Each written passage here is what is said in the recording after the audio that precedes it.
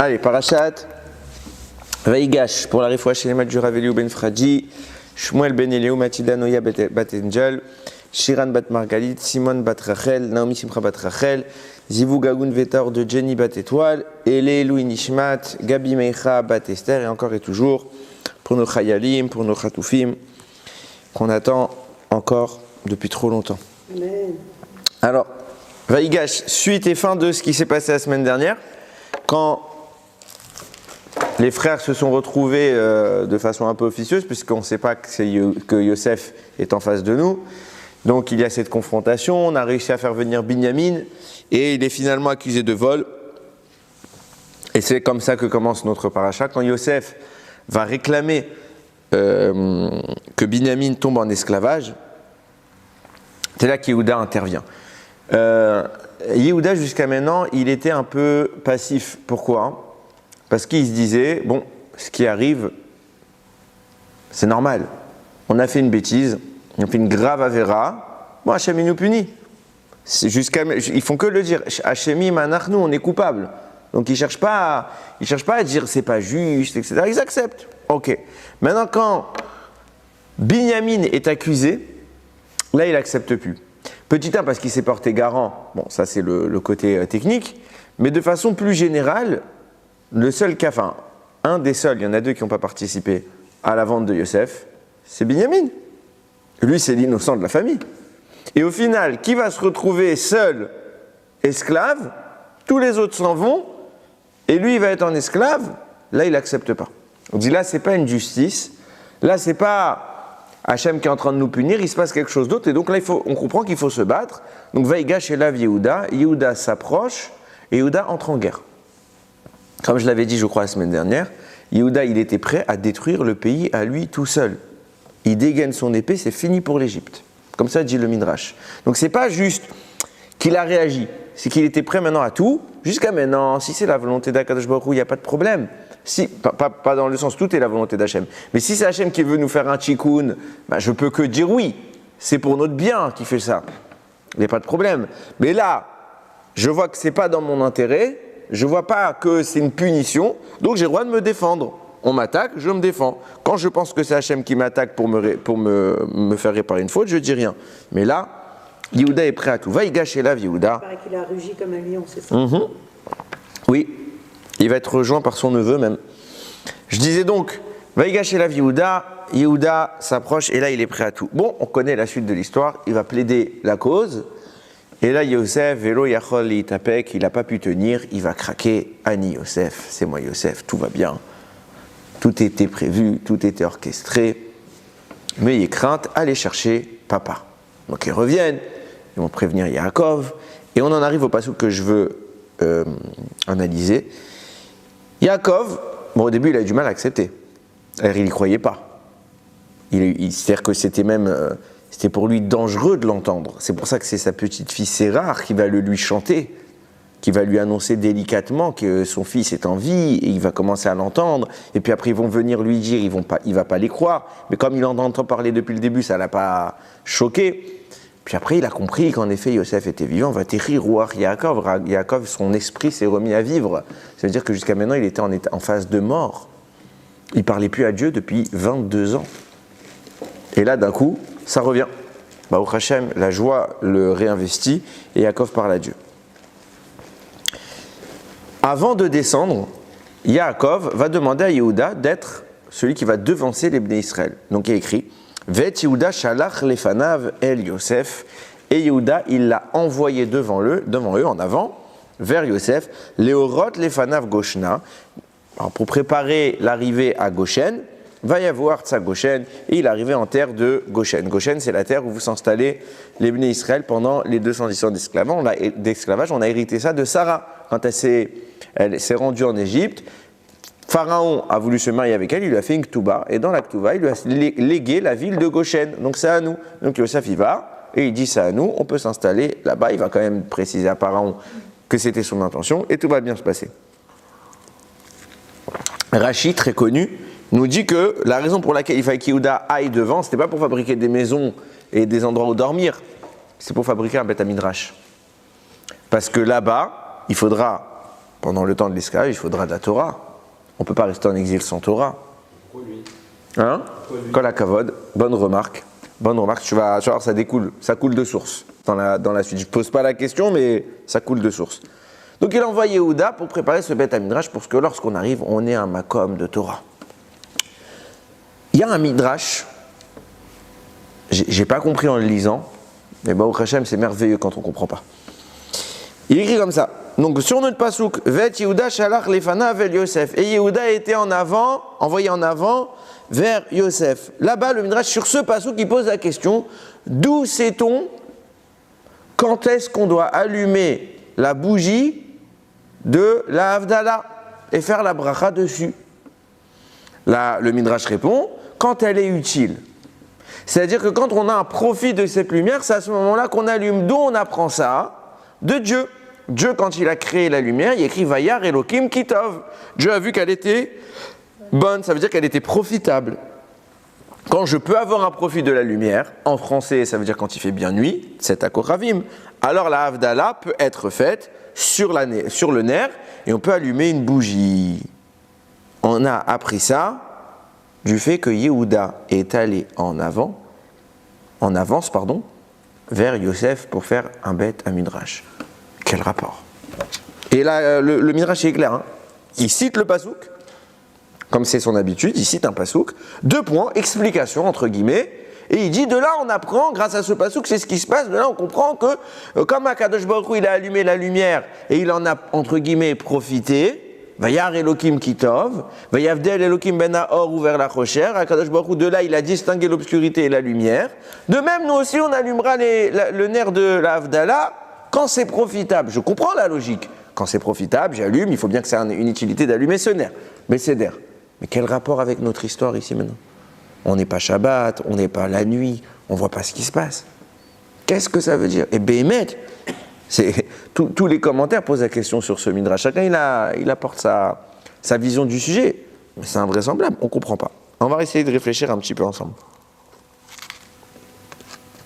Alors vous savez que cette anaga, cette manière qu'on a de se comporter, d'allumer une bougie Motzei Shabbat et de faire la Havdalah dessus en disant Boré Meoré Haesh, de quel événement elle vient? De la création du feu. La Gemara rapporte que quand Akadosh Baruch Hu a chassé Adam Arishon du Gan Eden, il s'est retrouvé dans l'obscurité et Hachem lui a insufflé, et les mots ils sont importants, il lui a insufflé une chorma céleste, une intelligence suprême. Et là, Adam a eu l'idée de prendre 2 pierres, de les entrechoquer, ça a fait des étincelles, il a créé le feu. Et comme c'était un samedi soir, puisqu'Adam Arishon était chassé Motzei Shabbat, donc c'est un Motzei Shabbat que le feu s'est mis à éclairer l'homme, donc de cela on a gardé la manière de faire, Motzei Shabbat, on récite la bracha de Boré Meoré Haesh qui crée les lumières du feu, comme Adam Arishon l'a fait. Maintenant, ce qui est intéressant de comprendre, c'est le Midrash, la Gemara là-bas, il dit Dieu voulait créer des choses le vendredi avant Shabbat, et il ne les a pas faites. Parmi ces choses, il y a le feu dont je parle, et il a gardé pour qu'Adam Arishon le crée samedi, après Shabbat. Il a fauté Shabbat. Non, il a fauté avant Shabbat. Avant Shabbat, oui. Donc il voilà. a fauté avant Maintenant, la question qui se pose, elle est double. Petit 1, pourquoi Dieu voulait, entre guillemets, créer quelque chose et il ne l'a pas fait? S'il voulait qu'il le fasse. On est bien d'accord que Dieu n'est pas dans la notion du temps, dans un besoin de se dire « Ah mince, j'ai pas eu le temps de finir à l'heure, c'est Shabbat, on s'arrête. » C'est fini, il claque des doigts, c'est fini. Donc comment ça il a voulu et il ne l'a pas fait. Si tu veux, fais-le. Il voulait nous associer à... Alors il voulait nous associer. Dans ce cas-là, il n'a jamais voulu le faire lui. Il a voulu le faire lui, et sauf il l'a laissé à l'homme. Pourquoi il voulait le faire lui? Et pourquoi il le laisse à l'homme? Et deuxième chose qui est plus technique, mais bon, il fallait une intelligence céleste pour que l'idée vienne dans l'esprit d'Adam de choquer 2 pierres et de créer du feu. Alors vous allez me dire, oui, il vient d'être chassé du Gan Eden, c'est pas l'idée qu'il va avoir tout de suite, c'est quelque chose qui... C'est-à-dire que pour obtenir un truc pareil, il faut un coup du sort, un coup de chance. Là, il a eu l'idée. Mais bon, soyons francs, dans toutes les découvertes qu'on a fait dans l'histoire de l'humanité, c'est pas la plus dingue. il y a des choses beaucoup plus compliquées qu'on a réussi à découvrir par le génie humain. Et même si c'est Dieu qui les insuffle, on n'a pas écrit dans le Midrash ou dans la Gemara que chaque fois que qu'un humain va faire une découverte dans ce monde, ça signifiera qu'il a été baigné d'une intelligence suprême qui lui vient du ciel. Non, Hachem, il lui a inspiré Besséder, comme tout le monde, mais ça ne s'appelle pas de la chorma particulièrement divine. Parce que la préhistoire montre les deux pierres pour... Besséder.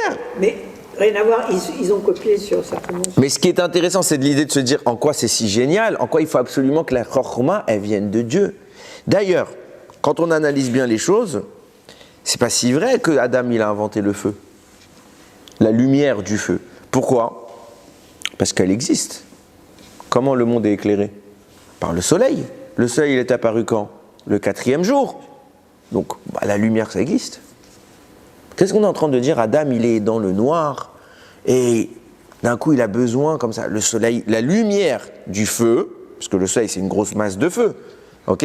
La lumière du feu, elle existe. Qu'est-ce qu'il a créé, Adam ? Quel chorma il a fait ? Alors, de savoir extraire ça du Pséder. Mais ça existe. Pourquoi je dis à ce moment-là, Boré, Méoré, je devrais dire ça le 4e jour de la semaine, pas le samedi soir. C'est logique ce que je dis ? Qu'est-ce qui se passe ? Et pire que ça, quand le Midrash parle en question, il dit que Adam, pourquoi il a créé le feu ? C'est que Adam, enfin c'est plus la Gemara, maintenant c'est un Midrash, mais il est complémentaire. Adam, il a été chassé, il s'est retrouvé dans l'obscurité. Première fois de sa vie qu'il voit le noir. Première fois de sa vie que le soleil se couche. Donc il fait noir. Il a peur, il commence à pleurer, il dit « Ribono shel olam », malheur à moi, tout ce qui arrive, c'est ça la mort que tu m'as annoncée, tout ça c'est la résultante de ma faute. Et puis, en clair, entre guillemets, il crée le feu, entre-temps. Le lendemain matin, le soleil se lève, et Adam comprend, c'est le fonctionnement du monde, en fait, le soleil se couche et le soleil se lève. C'est pas moi qui suis intervenu. Il découvre le mécanisme de la création. C'est bizarre. Pourquoi ? Parce qu'Adam, il est né quand ? Vendredi, 6e jour. Et ce qu'il constate, la réapparition du soleil, c'est le lendemain de Shabbat. Donc c'est le Yom Rishon, dimanche. Ok ? Entre-temps, il n'y a pas eu un coucher de soleil. Shabbat. Parce qu'on dit, Adam découvre que le soleil se couche et que le soleil se lève. Ok ? Comment t'as fait rentrer Shabbat ? Qu'est-ce qu'il a fait, Motzei Shabbat ? Non, Motzei Shabbat, le soleil se couche. Mais c'est d'air. Lui, il croit que le soleil s'en va parce qu'il a fait une avéra. Jusque-là, très bien. Mais vendredi soir, pour faire rentrer Shabbat, qu'est-ce qu'on a besoin ? Que le soleil se couche. Comment Adam, il savait que c'était l'heure de faire rentrer Shabbat si le soleil ne s'est pas couché ? Et on est obligé de dire que le soleil s'est couché, qu'Adam, il a été Mekadesh et à Shabbat. Donc quoi ? Il a découvert quoi ? C'est comme ça que ça fonctionne, le soleil il s'en va, il revient. Tu l'as vu la veille. Quelle nouveauté ? Nous dit le Midrash, en réalité, oui, le soleil s'est couché vendredi. Il n'y a aucun problème. Mais il continue à faire jour. Pourquoi ? Parce que même si Adam Arishon a fauté, et par le mérite du Shabbat, Akadosh Baruch Hu a fait briller le Or Haganouz, qui a éclairé comme s'il faisait jour depuis vendredi création d'Adam Arishon jusqu'à Motzei Shabbat. Donc le fait que le soleil s'en aille et revienne n'est pas le débat d'Adam Arishon, il n'est pas bigleux, il voit. Mais que l'absence de soleil ne soit plus source de lumière, c'est quelque chose de nouveau pour lui. Et ce qu'il constate à ce moment-là, c'est que la lumière qu'il éclairait jusqu'alors, elle a disparu. Et là, il dit, malheur à moi, tout cela est de ma faute. C'est la mort qu'Akadosh Baruch Hu m'avait annoncé. L'obscurité pour Adam Arishon s'appelle la mort. De là, on comprend que tout le débat d'Adam Arishon, dans cette absence ou dans cette présence de lumière, n'est pas tant de créer les flammes, puisque la flamme, on a dit, la flamme qui éclaire, elle existe, il y a le soleil. Le débat d'Adam Arishon est dans la nature de la lumière. Et c'est ce qui le terrifie. C'est que jusqu'à maintenant, il était baigné dans une aura de sainteté particulière, le fameux Or Haganouz, la lumière cachée. Et d'un coup, cette Gdusha, elle se retire. Et qu'est-ce qu'Hachem il avait dit ? Quand il a créé ce Or, quand elle est là, cette lumière, Vayar Elokim Kitov, Dieu, il dit c'est bien. Mais par contre, quand elle n'est pas là, Vayavdel Elokim, Ben Haor ou Ben HaChosher. Dieu il distingue sa présence, c'est la lumière. Son absence, c'est les ténèbres, l'obscurité. Adam sent une perte de Gdusha dans le monde qui le terrifie. Et là, il dit, c'est ça la mort. La mort, c'est quand il n'y a plus la Gdusha. Parce que la définition de la vie, c'est la sainteté. C'est la connexion avec Akadosh Baruch Hu. Et là, Adam est terrifié. C'est pour ça qu'Akadosh Baruch Hu va lui donner un tikkun. Il va lui donner une chorma particulière. Pas celle de créer de la lumière. Parce que si c'était ça, alors c'est une simple découverte de l'histoire. Comme il y en aura d'autres. Ce qu'Akadosh Baruch Hu lui transmet en secret, c'est la capacité de réinstaurer cette lumière dont il est responsable du retrait. Et quand est-ce que cette lumière est apparue? Yom Rishon. Dieu, la première chose qu'il a créée, c'était la lumière. On est quel jour? Yom Rishon. Le cycle se repart au début. Adam Arishon a constaté la perte de cette lumière samedi soir. Et pendant la nuit, il va recréer cette lumière. De même que Dieu, Yom Rishon, il a créé la lumière, Akadosh Baruch Hu va inspirer Adam d'une chorma comparable à celle qui a créé le Or HaGanuz. Et tout l'objectif de cette apparition des flammes, c'est pas que le concept de chaleur ou de lumière, c'est la capacité d'extraire de la matière la lumière qui est cachée à l'intérieur, et cette lumière qui est cachée à cause de la faute. Mais pourquoi les femmes ont un tikkun pour les Nérod de Shabbat alors? C'est donc tout de suite après. Parce que la femme... Non, mais je parle. Il a fauté avant Shabbat. Donc, oui. Et élève Chava, donc elle a... Également fauté avant Shabbat. D'accord, ok. Et donc, elle est avant le tikkun du dimanche. Elle commence le tikkun, en effet. Maintenant, on voit bien que... Et d'ailleurs, c'est intéressant, se pose la question, est-ce qu'elle a allumé les Nérod Shabbat? A priori, non. Puisque la première fois que le feu est apparu, c'est là. Mais par la suite, une fois qu'Adam a instigé la possibilité de réapparaître la lumière, de faire réapparaître la lumière, alors la femme peut maintenant revenir sur sa démarche et allumer les Nérod Shabbat. Donc ça s'emboîte sans problème. On n'a pas du tout de problème. Maintenant, on commence à comprendre qu'est-ce que voulait dire le Midrash quand il nous a dit, la Gemara, Dieu voulait créer. Pourquoi Dieu voulait lui s'occuper de cela? Parce que Dieu, si ça n'est qu'à la logique simple, si c'était comme nous avec nos enfants, et qu'il n'y avait pas un enjeu beaucoup plus haut, ben il nous la rend. Comme nous on a confié ce qu'à notre enfant, on lui rend. Dieu il voulait créer cette lumière, il peut créer cette lumière, il peut faire le tikkun en 2 secondes. Le problème c'est que le monde peut être réparé, mais l'homme doit se réparer lui-même. Et si c'était Dieu qui faisait le travail à la place d'Adam Arishon, alors il n'aurait pas été en mesure de capter cette aura du Or HaGanuz. Donc Dieu voulait, c'est pas un problème de vouloir. Si ça tenait qu'à lui, c'est fini. Adam n'avait même pas besoin de fauter. L'histoire est terminée. C'est ce qu'Hachem voulait. Mais maintenant qu'Adam s'est mis lui-même dans cette situation, c'est à lui de s'en sortir. Et Dieu va lui insuffler une pensée céleste, une compréhension divine qui est capable d'extraire de la lumière, de la matière, le or. Ça veut dire quoi? On voit tout de suite que c'est pas aussi simple. Parce que Adam, il a recréé la lumière, il a réussi à faire quelque chose, mais le Or HaGanuz n'est toujours pas là. On n'a pas accès au Or HaGanuz. Qui a accès? Qui est capable de voir avec cette lumière de l'origine du monde? Personne. Quelques élus, quelques élites. Adam Arishon, qu'est-ce qu'il a fait? Il a commencé. Et il n'a pas fini, sinon l'histoire était tout de suite acheminée vers sa fin. Donc Adam Arishon, son processus n'est qu'une initiation, un départ. Et vous allez voir que il y a beaucoup de choses qu'il faut commencer à comprendre dans sa démarche. Comment Hachem a mis en place le système? Il ne lui a pas donné une allumette, il ne lui a pas donné un briquet. Il a dit, tu prends 2 cailloux, et en les entrechoquant, la lumière va sortir. Pourquoi c'est ce procédé-là qui est mis en place? Alors vous allez me dire, il aurait pu choisir n'importe quel autre, mais tout a une raison dans la Torah. Vous allez voir que le fait d'avoir pris 2 pierres cache énormément d'informations. Nous dit le Pirkei des Rabbi Eliezer, Pirkei Avot, nous dit Rabbi dans Pirkei Avot. Sache que tout ce que nous faisons est écrit. Tout est écrit dans un livre. Je m'explique. Avant ça, il faut une petite introduction. Nous dit le Zohar, il interprète, il analyse les premiers psukim de la Torah dont on avait déjà parlé.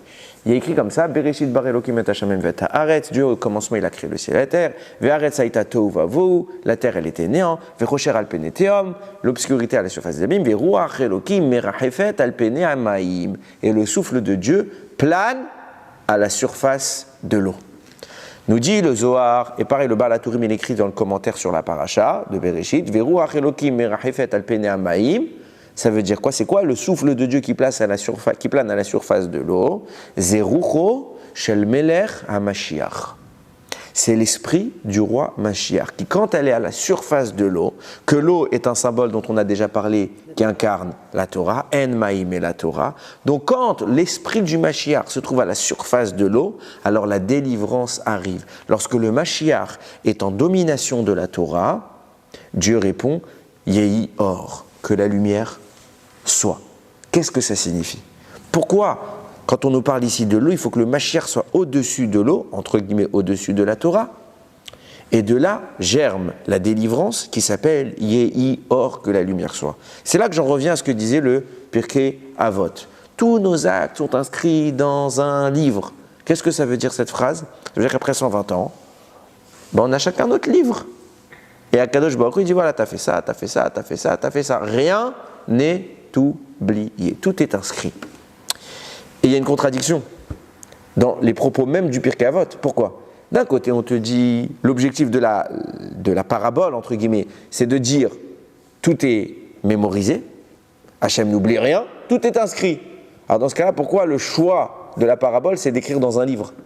Quand j'écris quelque chose, c'est que j'ai peur de l'oublier. Le livre, il sert à quoi? À me rappeler toutes les notes que j'ai prises. Et la Teshuvah, alors, qu'est-ce qu'elle fait là-dedans, alors? Si Dieu inscrit. Eh ben, on répare. Un problème. On n'enlève pas tout ce qu'on a fait. Si, ça efface. D'accord. Vous allez comprendre, je pense, encore mieux avec ce que je vais dire. Mais oui, ça efface sans aucun problème. Pas besoin d'écrire. C'est déjà écrit et on efface. D'accord. Maintenant, qu'est-ce que ça signifie? Tous nos actes sont écrits dans un livre, on a dit. D'un côté, ça veut dire que tout est mémorisé. De l'autre côté, on a l'impression qu'on a besoin d'écrire au cas où on oublie. Pourquoi? Réponse. Rami me révèle. Comment Dieu il a créé le monde? Istakel beoraita venivra olam. Dieu, il a contemplé la Torah et le monde a été créé. Comment Dieu a créé le monde? Par la parole, par l'utilisation, la manipulation des lettres de la Torah. Le monde est le résultat de l'étude d'Akadosh Baruch Hu. C'est pour cela que Dieu, en préalable de la mise en place physique du monde, il va créer les lettres de la Torah, qui sont la matière première spirituelle, mais la matière spirituelle première qui va agencer et façonner l'univers. Et Dieu va manipuler ces 22 lettres de la Torah qui sont les 22 énergies créatrices, et par la combinaison des lettres qu'il va verbaliser, tout apparaît. Ça veut dire que dans cette optique-là, qu'est-ce que c'est que le monde? C'est la projection des lettres. Le monde est le plus grand livre jamais créé. Parce qu'en réalité, nous, ce qu'on voit, c'est la projection des lettres, mais la source de ce que nous observons, ce sont les lettres de la Torah. Si on avait les yeux pour voir, qu'est-ce qu'on verrait partout? Des lettres. Alors quand le monde va mal, c'est que les lettres sont... C'est que le script, il n'est pas si clair. Mais qu'est-ce que ça signifie? Ça veut dire que nos actes, nos paroles, notre attitude est une écriture permanente du monde. C'est quoi le livre dans lequel tout est inscrit? C'est la Briata Olam. Akadosh Baruch Hu a étudié la Torah et l'apparition de Bereshit, c'est le moment où Dieu a fini son étude. Là où son étude, c'est entre guillemets, encore une fois, ça fait beaucoup d'entre guillemets aujourd'hui, arrêté, qu'est-ce qui se passe? Le monde apparaît. Le monde, c'est donc quoi? C'est le script que Akadosh Baruch Hu a écrit, qui s'appelle Torah. Et ça produit quelque chose, c'est à l'image un petit peu de l'ADN, qui est le code génétique, et qui produit un élément beaucoup plus grand. On est dans le micro et dans le macro. Dans le micro, c'est les lettres de la Torah.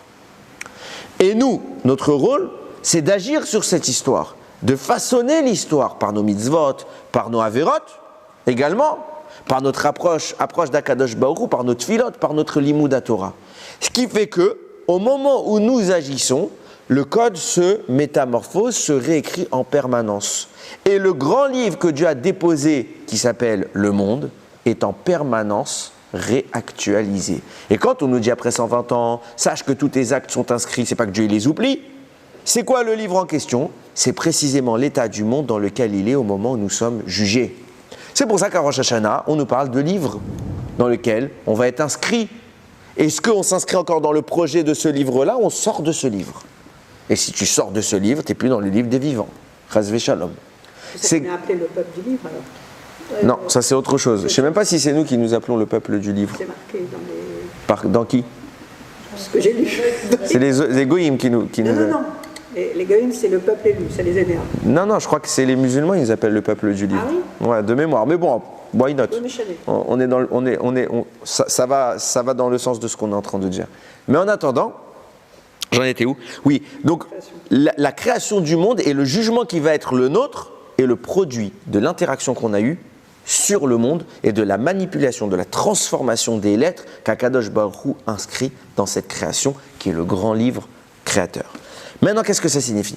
Vient le Igra des Kala, il dit quelque chose d'extraordinaire. Il pose une question qui est très connue, mais il va apporter une autre réponse. Pourquoi la première lettre de toute la Torah, celle par laquelle Dieu initie le récit, c'est le Bet, Bereshit? On s'attendait à voir un Aleph. Qu'est-ce qu'elle a cette bête? En plus, elle écrit en grand format. Nous dit le Igra des Kala, le mot Bet peut se lire Baït. Qu'est-ce que ça signifie? Toutes les lettres, tous les alphabets sont des lettres. Mais la nuance entre l'alphabet juif et l'alphabet des autres nations, c'est que les lettres de l'alphabet ne sont pas un son. Les lettres de l'alphabet sont un mot. Aleph, Bet. Et ce qui distingue l'écriture pleine de l'écriture simple. Le Aleph, toute seule, et de la lettre déroulée, Aleph. Ce qui est la sous-couche de la lettre. Qu'est-ce qui se passe? Chaque lettre de la Torah, puisque la lettre est un élément créateur, Chachamim dans le Sefer HaYetzira appelle les lettres, chaque lettre, elle est appelée Even, une pierre, parce que c'est par une pierre qu'on construit. Chaque lettre de la Torah est une pierre fondatrice de la création. Et en agence, et avec des pierres, qu'est-ce qu'on construit? Des maisons, des bâtiments. C'est pour ça que la première lettre de toute la Torah, c'est un bet qui peut se lire Baït. Parce que la particularité de la lettre hébraïque, c'est que la lettre n'est pas qu'une lettre, n'est pas qu'un son, c'est qu'elle est elle-même un mot. Et elle est donc un alliage de lettres. La lettre, c'est elle-même, puis elle est composée de plein de lettres. Et la composition de plusieurs lettres signifie l'alliage de plusieurs briques, de plusieurs pierres. Et c'est ce qui constitue une baït, une maison. C'est pour ça que nous dit la Torah.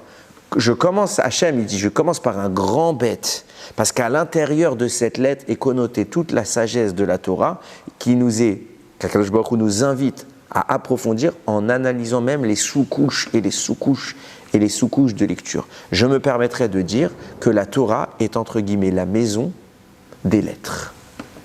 C'est la maison créatrice. Pourquoi? Parce que la Torah est ce qui contient toutes les lettres. Toutes les combinaisons, tous les alliages qui ont permis au monde d'émerger. Donc elle est la maison qui réunit toutes ces pierres fondatrices. Vous commencez à comprendre pourquoi on va parler des pierres. Parce que, en réalité, ce qui se cache derrière la création, c'est la lettre qui se projette en se matérialisant au travers d'une pierre. Bête, c'est aussi la dualité. Comment? Bête, c'est aussi la dualité du monde. Je ne voyais pas où vous vouliez en venir, je ne comprenais pas. Oui. Bah c'est on va dire le pluralisme. Ça veut dire qu'on passe déjà à l'état où il n'y a pas qu'une seule information. Ce n'est pas qu'un Aleph, ce n'est pas qu'une lettre. C'est déjà une couche de plusieurs compositions. Dès là, on commence à comprendre ce qui est en train de se passer. C'est qu'Akadosh Baruch Hu, lorsqu'il dit à Adam, il lui insuffle une sagesse. Quelle est cette sagesse? Ce n'est pas le fait d'entrechoquer des pierres.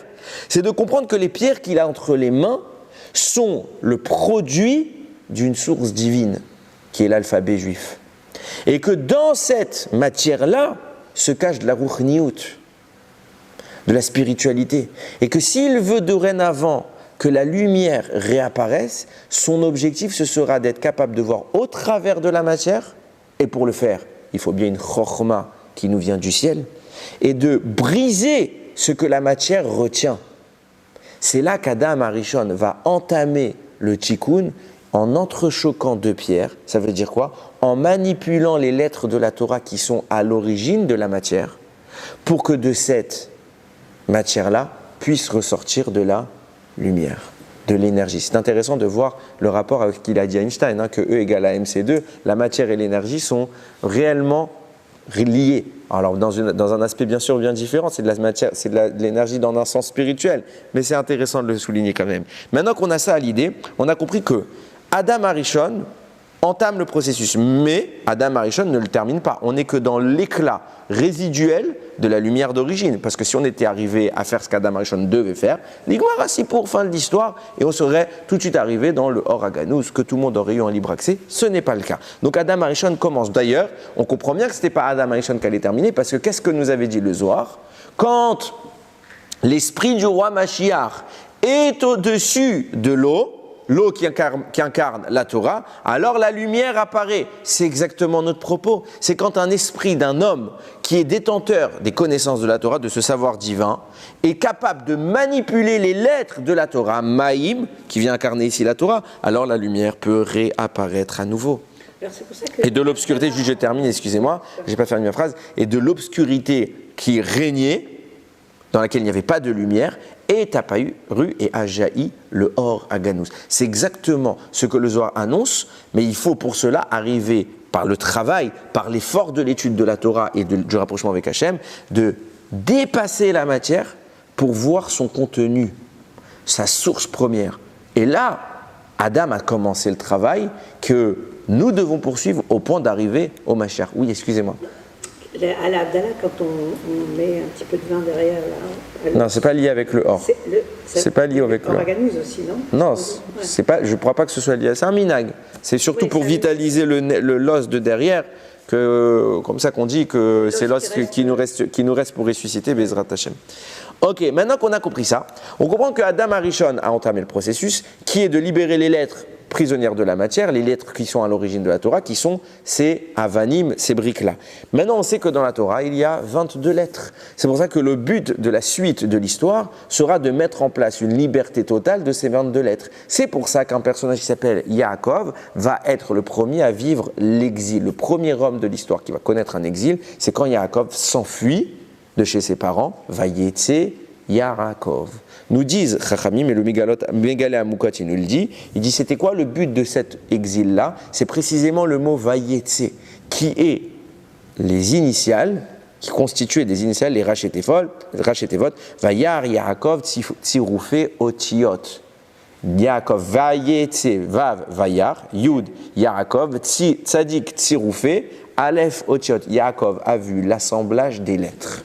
Qu'est-ce qu'on est en train de nous expliquer? L'objectif, nous dit le Mégalé Amoukot, de la sortie de Yaakov va être précisément le retour et la liberté de ces lettres. C'est pourquoi Yaakov va partir en exil précisément 22 ans, parce qu'il y a 22 lettres que Yaakov a pour mission de libérer. Quand est-ce que cela nous est également insinué? Lorsque Yaakov arrive au Har HaMoriah, sur la montagne dans laquelle il va faire le rêve de l'échelle, là-bas nous dit Rachamim, Vaishkav Bamakom, il s'est allongé à cet endroit. C'est quoi cet endroit? C'est le Beth Amikdash, futur Beth Amikdash, duquel nous disent Rachamim, c'est là que Dieu a créé le monde. Donc c'est précisément à cet endroit que les lettres ont été manipulées pour faire émerger l'existence physique.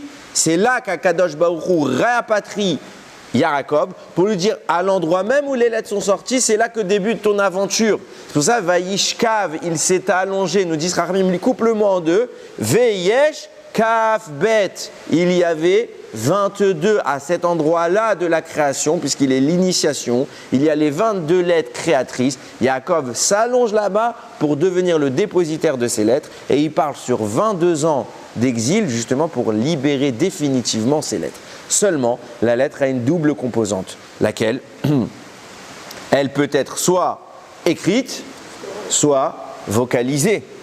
C'est pour ça que veut se distinguer dans la Torah deux dimensions. Une Torah chez Birtav, la Torah écrite, et la Torah chez Béalpé, la Torah orale. Yaakov est celui qui s'occupera en priorité du premier niveau de la Torah écrite. C'est pour ça qu'il va passer 22 ans, mais par la suite, un autre va vivre exactement le même temps d'exil que lui. Qui est cet autre personnage? Yosef, qui même que Yaakov a vécu 22 ans en exil. Yosef va partir 22 ans en exil avant tout le monde. Et c'est quoi l'exil où il se trouve?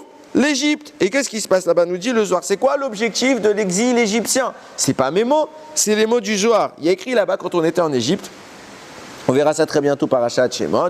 Vayemariru et Rayem ba'avoda kasha. Ils ont rendu leur vie amère par un travail difficile. Bechomer vilveni moufrol avodat basadeh. Donc avec les briques, leur fabrication, le travail dans les champs, et kol avodata masher avedu b'hem befarer, tout ce qu'ils ont travaillé avec difficulté et dureté. Nous dit le Zohar, il reprend chaque passage, je ne vais pas tout vous relire, mais il reprend chaque passage de ce pasouk et il déduit les forces de Torah qui ont été libérées par l'exil égyptien. Par exemple, quand il y a écrit Ba'avoda Kasha, un travail difficile, il dit ça fait référence à ce qu'on appelle dans la Gemara une kushia.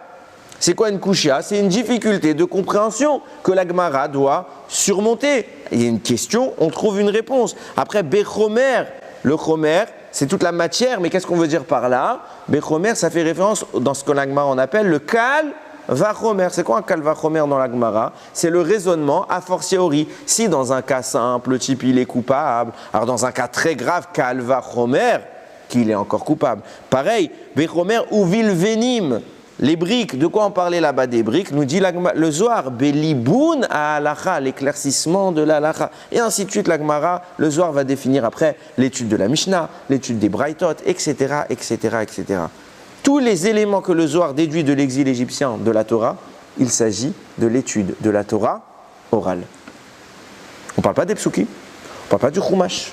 On parle du Kal Vachomer, de la Halacha, de la Mishnah, des Braïta, etc., etc. Quel est l'objectif de l'exil en Égypte? C'est de poursuivre ce que Yaakov a entamé. Il a réussi à libérer 22 lettres de la Torah écrites. À nous de nous charger des 22 lettres, et Yosef va s'en charger, de commencer la libération des 22 lettres de la Torah orale. C'est ce qui va nous permettre de commencer à comprendre un petit peu ce que Yosef avait comme plan. En effet, Yosef, depuis le début, on en a parlé un petit peu la semaine dernière, il s'est chargé au bout de 22 ans, il a terminé. Ça y est, ça fait 22 ans, donc les 22 lettres version orale sont libres. Maintenant, elles sont associées aux 22 lettres version écrite que Yaakov avait fait. La Torah est disponible. La Torah est maintenant accessible. Dès lors, Yosef a un plan. Et il demande que Binyamin vienne.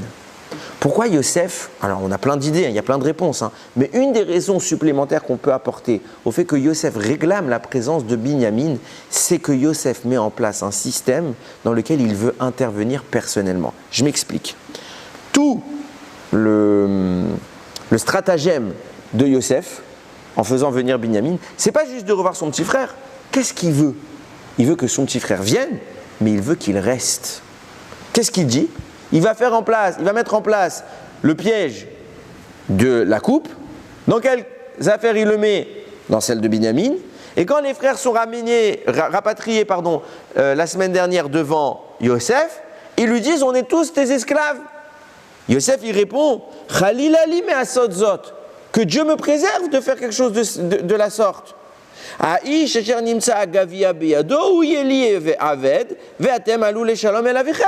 Celui chez qui j'ai trouvé la coupe, lui sera mon esclave et vous rentrez en paix.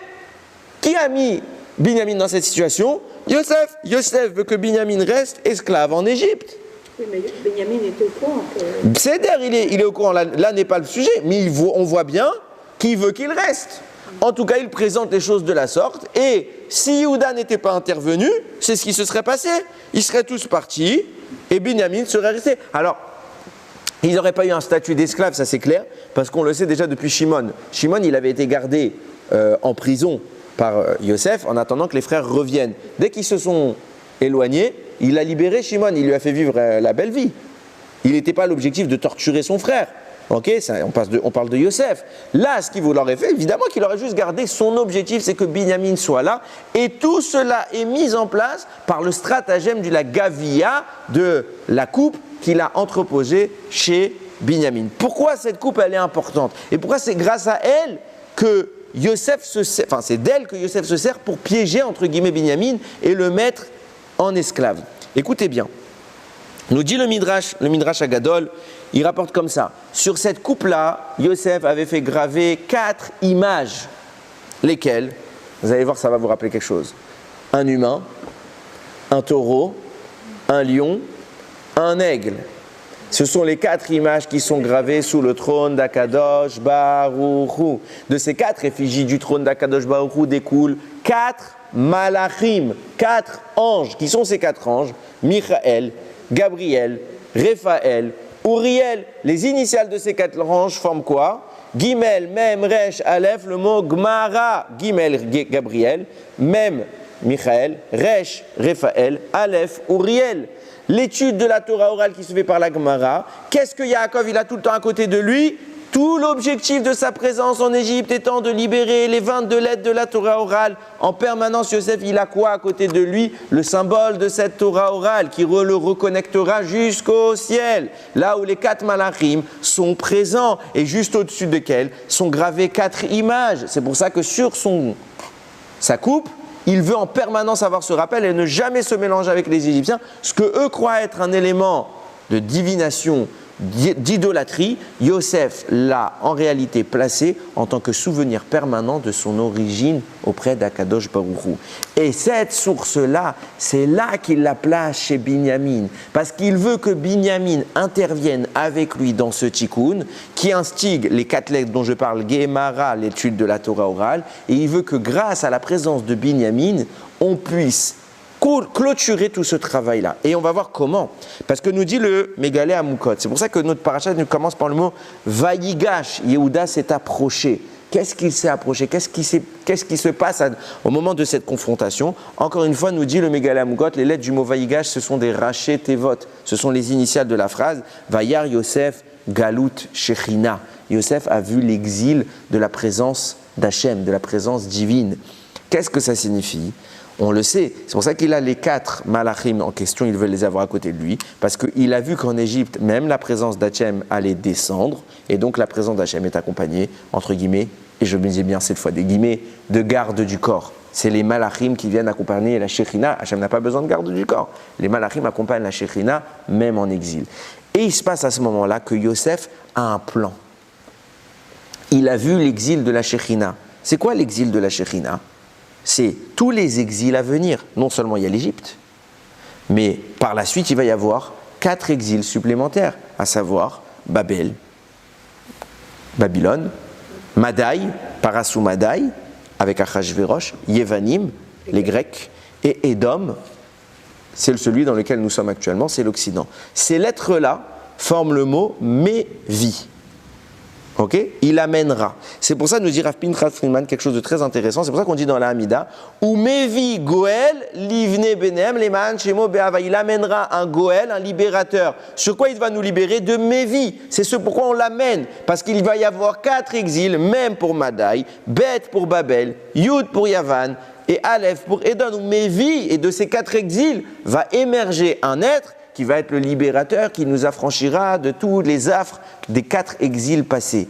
Yosef comprend que la Shekhinah va être dispersée dans ces 4 exils, et c'est sur elle qu'il veut intervenir. C'est pour ça qu'il demande la présence de Binyamin. Parce que si j'ai pas besoin des autres, que Binyamin. Pourquoi? Parce que si Binyamin est là, maintenant que je suis dépositaire des 22 lettres de la Torah orale, combinées aux 22 lettres que mon père m'a transmises, qui étaient les 22 lettres de la Torah écrite, alors je peux intervenir sur l'exil et être moi-même le Goël que Akadosh Baruch Hu doit apporter, le libérateur. Pourquoi?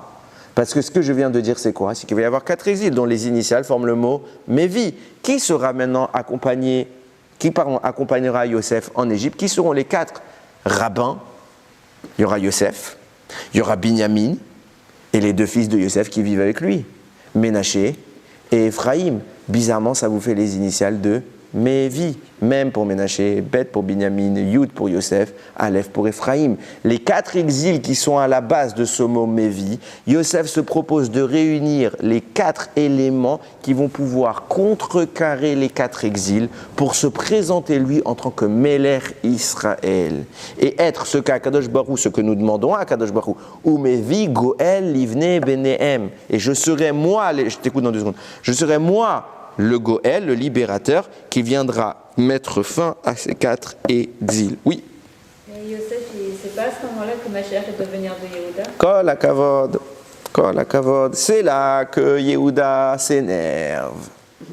Vaïgash, tu as deviné mot pour mot, regarde, j'en suis là et je te cite le pasouk tout de suite, je triche pas. Vaïgash élave Yehuda, et Yehuda s'approche de lui. Quand il a dit je garde Binyamin, en clair, je suis en train de mettre en place quelque chose de profond. Comprenez bien quelque chose d'important. Yehuda ne sait pas que ce monsieur c'est Yosef. Il ne sait pas. Et il va se passer une histoire dans l'histoire que Yehuda ne va même pas nécessairement maîtriser, mais simplement sa démarche va lui valoir d'être l'auteur de cette histoire. Écoutez bien comme c'est fort. Yosef met tout en place, il a son plan, il a les énergies requises, il a le dernier allié qui lui manque. Ça y est, je peux être le Mashiach, on peut terminer les 4 exils. Vaïgash et la Yehuda.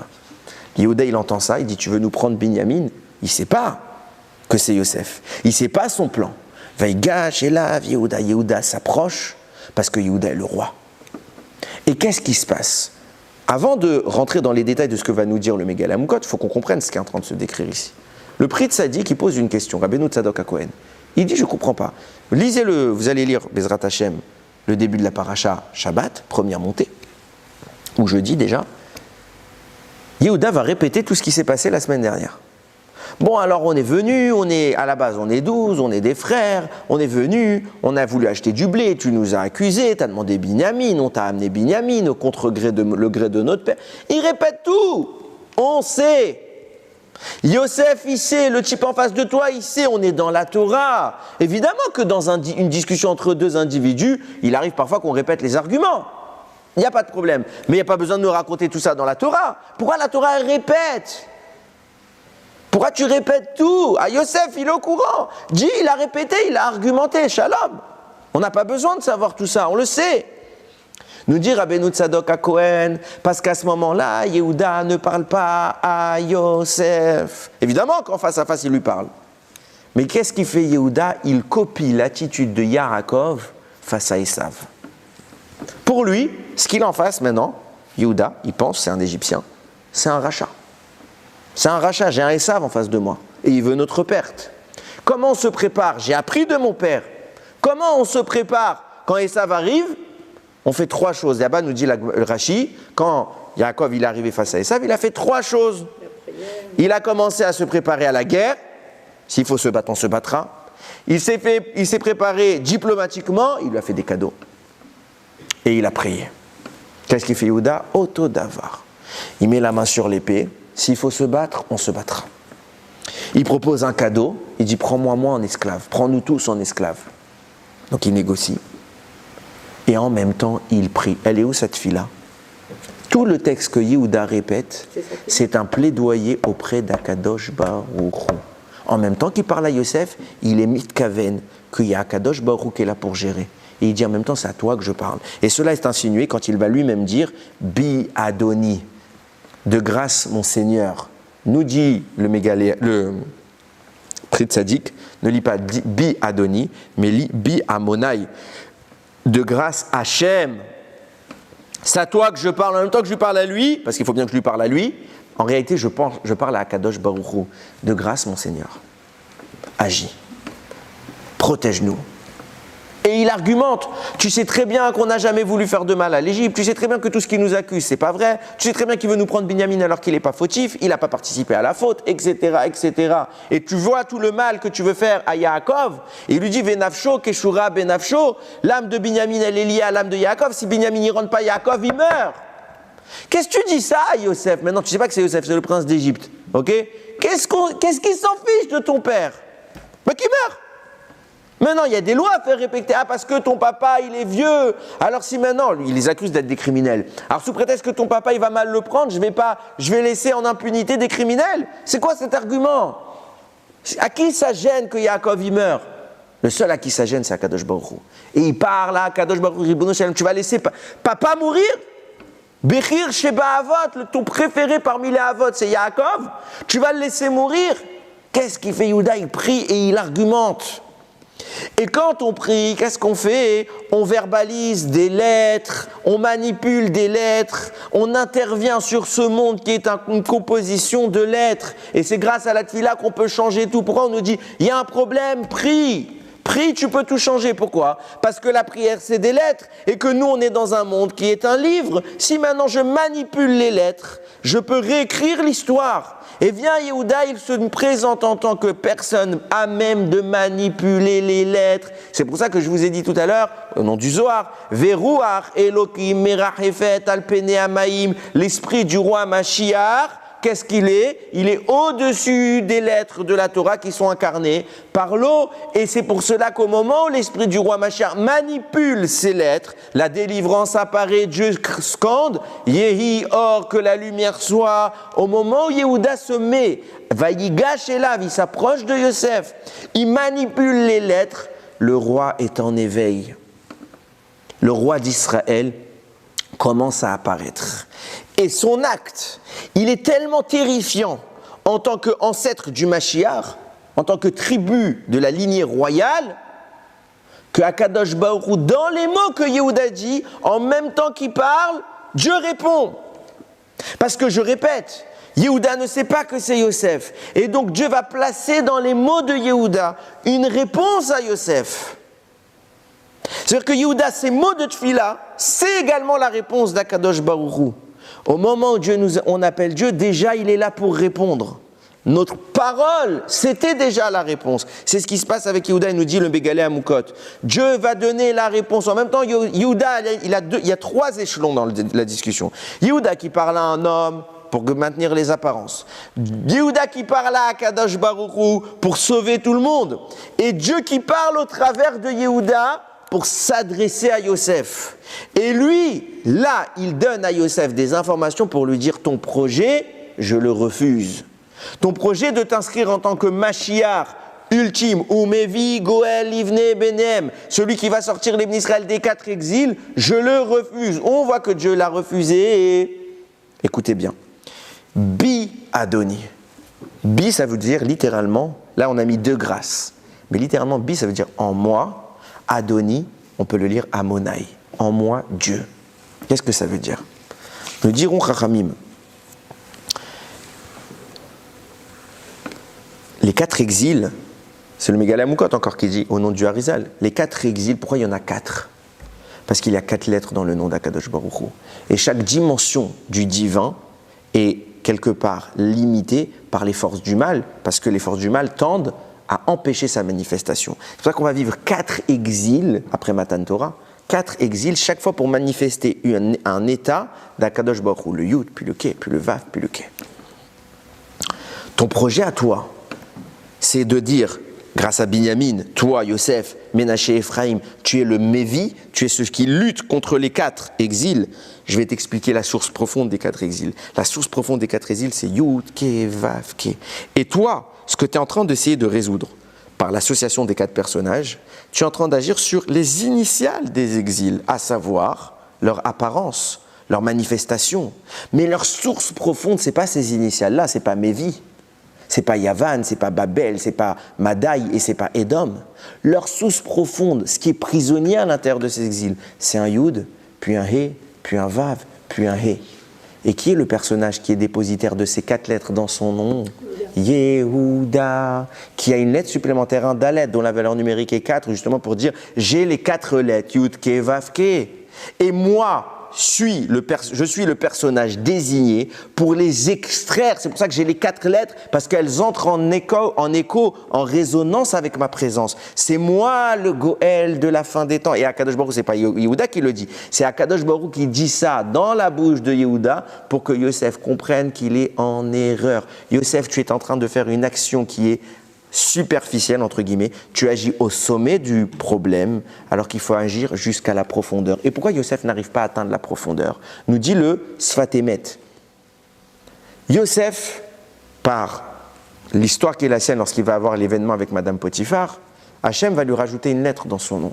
De Yosef, il va passer à Yehosef. C'est pour ça que par la suite, il y a des psukim, pas dans la Torah, les Chamishakum chez Torah, mais dans des Tehillim, etc., on l'appelle Yehosef. Pourquoi? Parce qu'il a eu le droit d'une lettre supplémentaire. Dorénavant, il est dépositaire des 3 lettres du nom d'Akadosh Baruch Hu. Yud, Ke, Vav. Yehosef. Yosef n'a que 3 lettres, tandis que Yehuda a les 4 lettres. Qu'est-ce que ça veut dire, nous dit le Sfat Emet? Quelle est la différence? Pourquoi Yosef a eu le droit d'avoir 3 lettres? Que 3 lettres, tandis que Yehuda a le droit d'avoir 4 lettres. Déjà, finalement, quand on analyse les choses, dans le nom d'Hachem, Yud, Ke, Vav, Ke, il y a 2 fois la même lettre. Il y a le He. Donc en réalité, dans la composition du mot, il n'y a que 3 lettres. Yud, Ke, Vav, Yosef, il les a. Pourquoi on lui dit, ah, il manque un He? Mais tu as un He. Pourquoi c'est limitant? Nous dit le Sfat Emet, parce que les deux hommes, Yosef et Yehuda, vont être tentés par la même épreuve. Laquelle? La débauche. On avait vu par Parashat Vayeshev, Yehuda avec Tamar, Yosef avec la femme de Potiphar. Dans les deux cas, aucun ne va fauter, pour des raisons différentes. Dans les deux cas, c'est une intervention d'Hachem. Yehuda ne faute pas parce qu'en réalité c'était une femme permise. Yosef ne faute pas parce qu'Akadosh Baruch Hu va lui autoriser à voir le ciel, à voir l'image de son père, ce qui va le réfréner. Donc dans les deux cas, c'est une intervention d'Hachem, mais dans les deux cas, les deux vont s'en sortir indemnes, spirituellement parlant. Seulement, conséquence des deux situations. Yosef, il sanctifie le nom d'Hachem en ne fautant pas, mais personne n'est au courant. Qui est au courant? Une femme. Zéou. Tout le reste de la population pense que Yosef a tenté de violer Madame Potiphar. Personne n'est au courant. Donc c'est un Kiddush Hachem secret, limité à la composition des personnages qui étaient là. Yehuda, lui, c'est tout l'inverse. Au début de son acte, on va le suspecter, mais à la fin, tout le monde est au courant que Yehuda n'a rien fait de mal et qu'il a été capable d'avouer, quitte à vivre l'humiliation dont on avait parlé, aux yeux de tous. Et lui, il va sanctifier le nom d'Hachem en public. Yehuda est celui qui parvient à extraire quelque chose de caché et à le dévoiler à tous, tandis que Yosef reste dans la sphère du caché. Je ne suis pas en train de dire que Yehuda ou Yosef est le plus grand. Je parle de l'impact des deux personnages dans le monde. Ça veut dire que là, et on voit bien, finalement, ni l'un ni l'autre n'est responsable de ce qui se passe, puisque c'est Akadosh Baruch Hu qui était en train de driver les choses. En réalité, c'est qu'Akadosh Baruch Hu met en place chaque être humain avec une mission précise. Yosef, c'est celui qui doit sanctifier en secret. Yehuda, c'est celui qui doit sanctifier en public. Or, l'objectif de toute la liberté qu'on doit atteindre au bout des 4 exils, c'est de sanctifier le nom d'Hachem aux yeux de tous. Comment? C'est ces 4 lettres qui sont prisonnières des exils, c'est de les extraire pour les rendre accessibles à tous les Bnei Israël. Tandis que Yosef, ce qu'il propose de faire, c'est d'agir sur les initiales des exils, simplement en secret, ça veut dire annuler sans que ça se manifeste. Mais l'essence profonde lui dit à Kadosh Baruch Hu, toi tu n'as que 3 lettres. Tu ne parviendras pas à la 4e dimension. C'est quoi la 4e dimension? Celle de la révélation. Ça, c'est le travail de Yehuda. Et on voit que c'est le travail de Yehuda. Écoutez bien ce remez, j'ai trouvé ça très, très intéressant. Qu'est-ce qui se passe? Yosef, il se sent accompagné des 22 lettres de la Torah écrite, 22 lettres de la Torah orale. Il se dit, c'est bon, j'ai la maîtrise de la Torah, je peux être ce Mashiach qui est décrit dans Bereshit. Veruach Elokim merachefet al pnei hamayim. Je peux être au sommet de l'eau et extraire les choses. Vaigash elav Yehuda. Viens Yehuda. Et il lui fait comprendre, Hachem fait comprendre au travers de Yehuda, tu ne peux pas.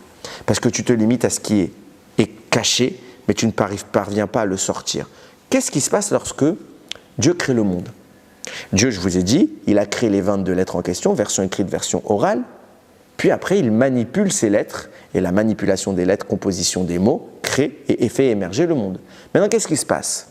Nous disent Rachamim, Dieu va utiliser 39 melachot, 39 travaux pour créer l'univers. C'est pour ça que nous avons 39 interdits le Shabbat, qui sont le correspondant des travaux qu'Akadosh Baruch Hu a mis en place. Dieu s'est arrêté le Shabbat de faire ses 39 travaux, nous aussi nous devons nous arrêter de faire ces 39 travaux. Alors bien évidemment, ce n'est pas dans la même dimension, mais c'est le prototype. Donc ça veut dire que la manipulation des 22 lettres écrites puis orales se fait au travers de 39 mises en pratique, 39 activations. Donc on a 22, ça nous fait 44. Et pour pratiquer ces 44, il faut manipuler au travers de 39 canaux, ce qui nous fait un total de 83. Vient à ce moment-là, Vaïgash elav Yehuda. De qui il s'approche Yehuda? De Yosef. Yosef qui veut réunir Binyamin pour justement être le dépositaire de ce mot Mévi dont on parle, qui est les initiales des 4 exils, Madaï, Babel, Yavan, Édom. Le mot Mévi, il a pour valeur numérique 53. De qui s'approche de Yosef? Yehuda. Il s'approche de Yosef pour récupérer toute la substance que Yosef a déjà. Ce que Yosef prétend être capable d'intervenir sur ces 4 lettres-là, vient Yehuda, il l'incorpore en lui.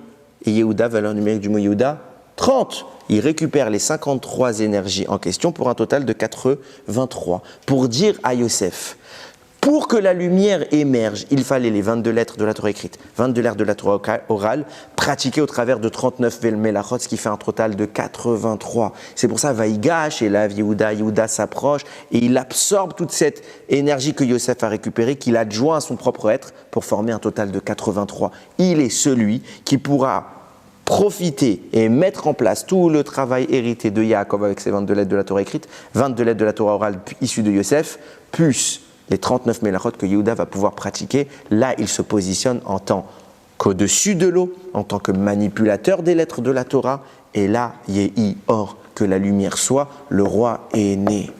Vaïgash, c'est pour ça qu'il s'approche de lui. Yosef voulait être le roi. Pour terminer, c'était pas, comprenons bien, on n'est pas en train de faire une guéguerre de pouvoir. Yosef pensait être capable de finir maintenant l'histoire, alors pourquoi on va attendre? Hachem lui répond, maintenant tout ce que cela devait créer, c'était la réaction de Yehuda, qui est le véritable roi. Il faut que le roi sorte de sa torpeur, qu'il s'approche de toi et qu'il devienne le roi par ton contact. Comment il devient le roi? Quand il deviendra capable de manipuler ses lettres. C'est précisément à ce moment-là que Yehuda se met à prier et qu'il change toute l'histoire, qu'il réécrit le livre. Et on comprend, et je vais conclure avec ça, on comprend ce Zohar maintenant que j'ai introduit tout à l'heure, on comprend tout ce que j'ai voulu dire. Qu'est-ce que nous disait le Midrash? D'où nous apprenons qu'il faut allumer le nerf de Motsa et Shabbat? D'où on l'apprend? De l'approche de Yehuda vers Yosef. Quand Yehuda va retourner la deuxième fois auprès de Yosef pour y construire quoi? Un Beth Midrash. Qu'est-ce qu'il est devenu Yehuda par le contact, par la confrontation avec Yosef? Il est devenu le roi qui manipule les lettres. Ces mêmes lettres-là, qu'est-ce qu'elles sont? Elles sont des pierres qui, quand elles sont combinées entre elles, forment un baït. C'est pour ça que nous dit Rashi, Yehuda doit aller en Égypte pour construire un baït. Un baït de quoi? Baït pour le Midrash, une maison d'études, le Beth Midrash, un endroit où les lettres de la Torah seront manipulées et agencées pour faire jaillir la lumière, même en exil. Et c'est pour cela que nous disent Ramim, de là on apprend que nous aussi nous devons allumer la lumière le samedi soir et faire la bracha quand ça devient profitable. Pourquoi? Parce que Yehuda, lorsqu'il fait ça, il fait exactement la conclusion de ce que Adam avait initié en prenant 2 pierres. Yehuda justement, il manipule maintenant les pierres et il crée la lumière. De la démarche de Yehuda qui est créatrice de lumière, celle du Mashiach, on apprend que nous aussi on doit continuer ce tikkun là tous les samedis soirs et commencer à faire jaillir cette lumière avec nos moyens, avec nos efforts. C'est précisément ce que Rachid dit. Il est allé construire un Beth Midrash, un endroit où on va construire une maison, c'est un endroit où on étudie la Torah. Et là, Yehi Or, la lumière, elle apparaît. Rabotaï, le secret du judaïsme, il est là. Le Mashiach, il est né comme ça. Comment on aboutit à ça? On reformule le livre. On est les auteurs du livre. Akadosh Baruch Hu nous a donné la Torah qui a créé le monde, il nous l'a donné. Il a dit, je vous donne ce grand livre, écrivez-le. Écrivez-le. Notre tfilote, c'est le réagencement. Une tfila peut tout changer. Simplement qu'on ne sait pas prier. Simplement qu'on prie pour de faux. On récite. On ne prie pas. On ne cherche même pas à comprendre ce que ça veut dire. On ne manipule pas réellement la profondeur de ce que se cache derrière ces lettres-là. On peut tout faire avec ça. Alors on ne doit pas avoir de l'arrogance et se dire on est des dieux, non. On doit être les serviteurs de Dieu au travers de ce travail.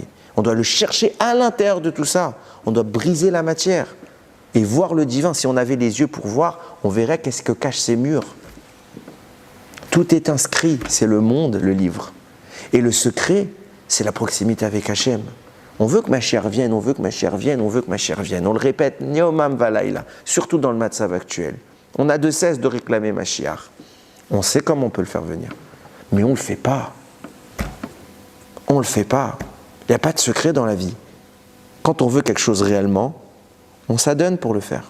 On fait les efforts. C'est Mashiach Le véritable Mashiach ben David. Oui.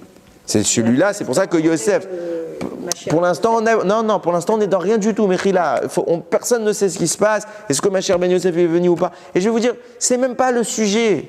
L'histoire n'est pas finie. C'est tout le seul constat qu'on doit avoir. On n'a pas notre Beth Amikdash. On l'a pas encore. On n'a pas Akadosh Baruch Hu qui trône au milieu du monde. Il n'est même pas reconnu en tant que Dieu. Ribono shel olam. C'est quoi notre travail à nous? J'étais hier chez un ami, j'ai fait un Dvar Torah.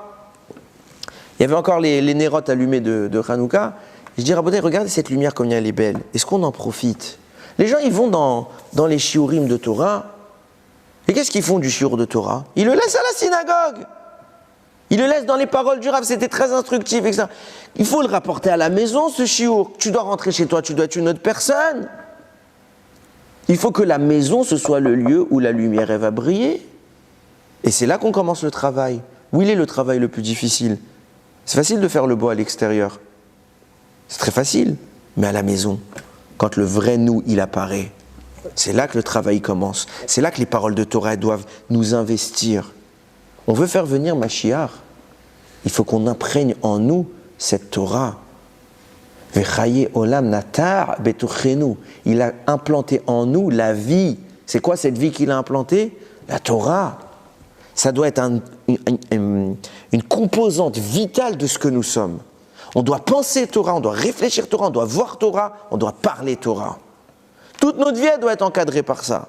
Le problème, c'est qu'on encadre la Torah que pendant le shiur. Je ne parle pas de mon shiur. On a des moments, on a des zmanim de Torah, il y a des zmanim de non-Torah. Je ne parle pas de ce qui est utile quand on doit travailler, quand on doit manger, quand on doit dormir. Je ne parle pas de ça. Je parle dans ça. Comment je travaille? Comment je mange? Comment je dors? Est-ce que j'ai toujours une anaga, une conduite authentiquement saine et proche d'Hachem?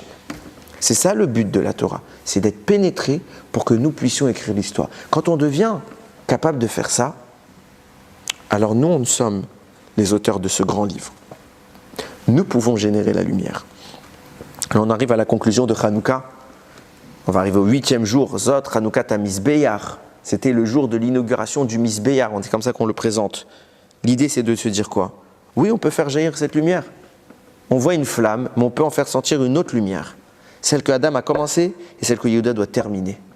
Comment? En manipulant la Torah, en se saisissant d'elle, en faisant d'elle un élément intrinsèque à notre existence. Quand cela est fait, Yehi Or, Akadosh Baruch Hu, on voit la délivrance, Akadosh Baruch Hu nous baigne dans la lumière, et Mashiach, il est Verucho, Veruach Elokim, le souffle de Dieu va se manifester au-dessus de ce travail de la Torah. Là, Mashiach, il peut venir. Il ratsonne qu'on ait toujours cette ambition, mais pas une ambition théorique, une ambition pratique d'activer toute cette énergie-là, ce potentiel qui est le nôtre, pour faire germer la Géoula, Bimera, Béamenu. Il ratsonne que la lumière remplisse tous les foyers du Ham Israël et que Bimera, Béamenu, elle culmine, à Tzion, à Yerushalayim, pour que le Beth Amikdash soit reconstruit. Bimera, Béamenu, Baruch Adonai Leolam, Amen ve Amen.